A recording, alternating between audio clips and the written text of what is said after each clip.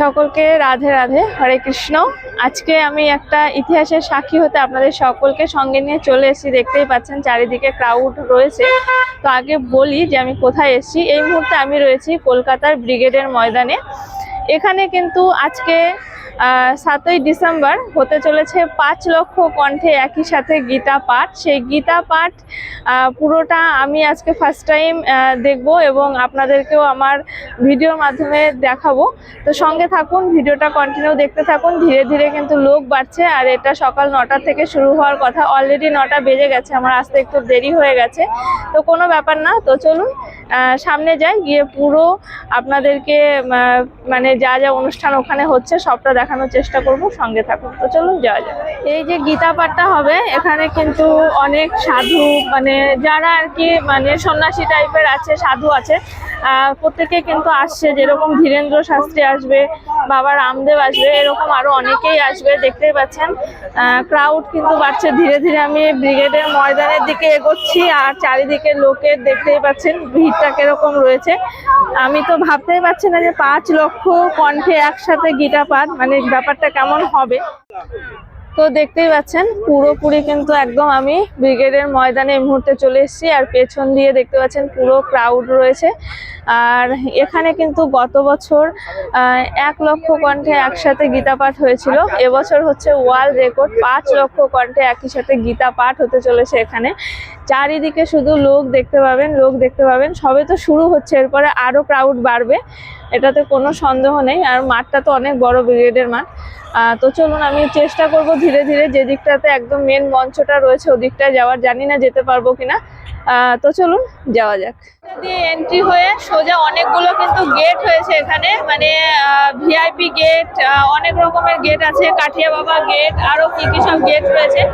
এদিক দিয়ে সবই ম্যাক্সিমামই ছিল সব ভিআইপি গেট, ঢুকতে দেওয়া হয়নি।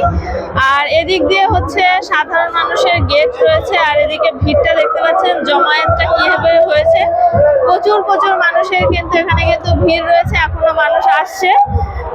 এখনো শুরু হয়নি গীতা পাঠ, শুরু হবে।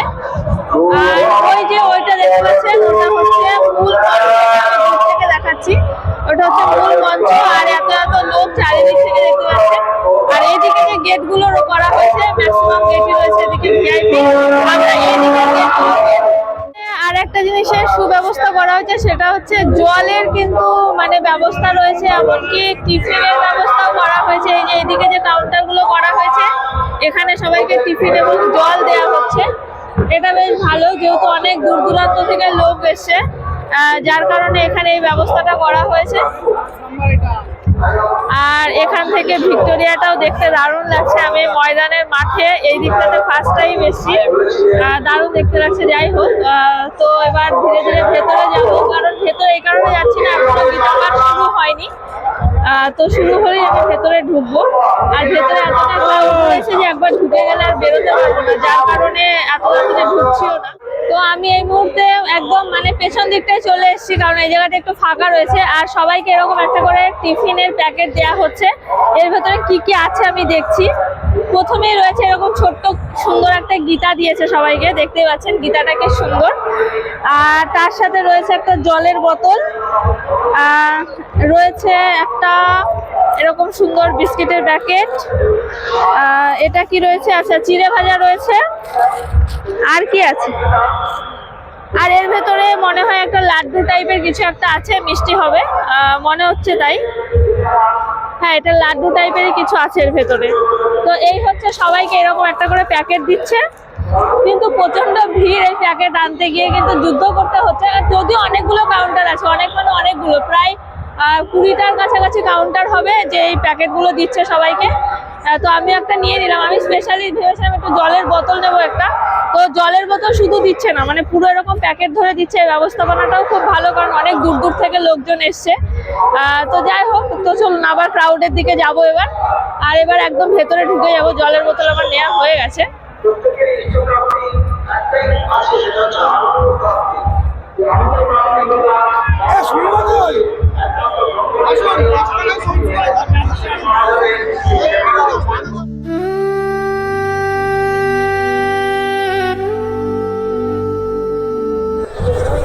बागेश्वर धाम के धीरेन्द्र परम पूज्य श्री धीरेन्द्र शास्त्री जी आए हैं। हमारे बनारस से जितेंद्रनाथ महाराज जी आए हैं और भजामि सचाज रूपं तनवं स्मरामि। তো আমি এখন একদম মাঠের ভেতরে এরকম মানে বক্স করা আছে, পুরো ব্যারিকেড করা আছে, এক এক জায়গায় এক এক রকম ভাবে ব্যারিকেড করে রেখেছে। পুরো যার যেখানে ইচ্ছা হচ্ছে বসতে পারছে, কোনো ব্যাপার না। তো এই মুহূর্তে আমি একদম রয়েছি কিন্তু একটা জায়গাতে ঢুকেছি এখানটায় কিন্তু প্রচুর লোক, এদিকেও প্রচুর লোক বসে রয়েছে, এর সামনে আরো ব্লক করা রয়েছে, সেখানেও কিন্তু প্রচুর লোক বসে রয়েছে। সব একসাথে যখন গীতা পাঠ হবে তার একটা আলাদা একটা অনুভূতি থাকবে। এই এক্সপিরিয়েন্স আমি এর আগে কখনো করিনি, আজকে ফার্স্ট টাইম করছি এবং আপনাদের সাথে সেটা শেয়ার করার চেষ্টা করছি। তো দেখতেই পাচ্ছেন, হরে কৃষ্ণ, রাধে রাধে। তো গীতা পাঠ যা শুরু হচ্ছে এখনই, তো সেটা আপনাদেরকে শোনাবো। প্রচন্ড রোদ, মাথায় দেওয়ার জন্য আমি ছাতা আনিনি। প্রচন্ড রোদ, মানে প্রচন্ড রোদ, বসে পড়েছে একটা জায়গা নিয়ে। আর এদিকে অনুষ্ঠানও শুরু হয়ে গেছে। এই রোদের মধ্যে আমি জানি না কতক্ষণ বসে অনুষ্ঠান দেখতে পারবো। অলরেডি ঘড়ির কাঁটা 11টা ছুঁই আর রোদে উঠেছে প্রচন্ড, মানে একদম বিশাল রোদ উঠেছে। আর লোকের এত ভিড় আছে, এখনো ভিড় বাড়ছে, ভিড় শুধু বেড়েই যাচ্ছে। চলুন আপনাদেরকে ক্রাউডটা একবার দেখাই। আমি যে জায়গাটাতে বসে আছি এই ব্লকটাতে পুরো ট্যাপটা ভর্তি হয়ে গেছে। এমনকি আসা যাওয়ার যে রাস্তাটা রয়েছে দেখতে পাচ্ছেন, এই বাঁশের ব্যারিকেডের বাইরে ওটা রাস্তা পর্যন্ত একদম পুরো ট্যাপটা বুক হয়ে গেছে।